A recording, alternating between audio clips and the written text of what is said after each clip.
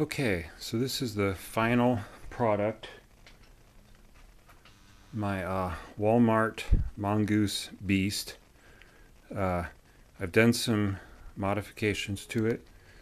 I replaced the tires. The original factory tires weighed, I believe, over 6 pounds, and I put on a 45 North Husker Du tire on the rear and a vtire.com snowshoe tire on the front, and I studded the tires. There's another video I made that showed that process, but I used little screws poking from the inside out,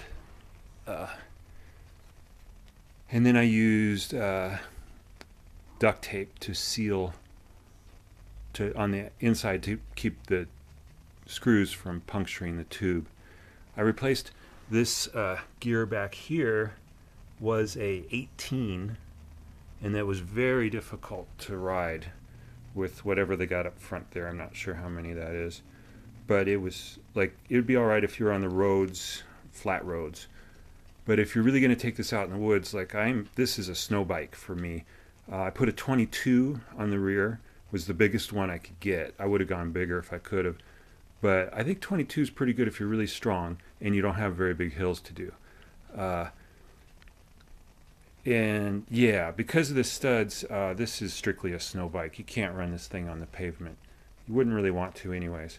I re-greased the bearings after just a few rides. It didn't look like there was any grease at all in there, and so I did that.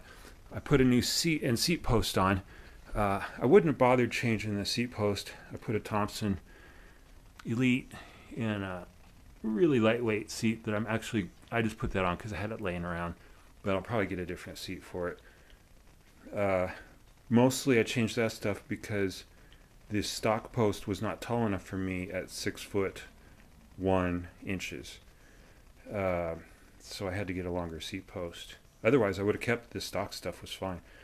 Up front, this is stock handlebar, stock stem, stock fork, stock frame.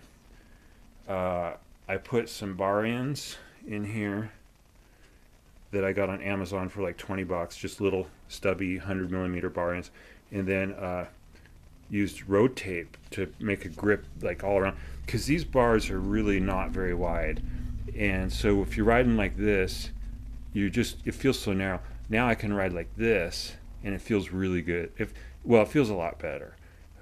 Obviously I'd like to replace the whole front end, but I don't want to spend too much money on this bike, because the bike cost $200, and I spent, basically I'm about $500 into this bike right now, and that's as far as I want to take it.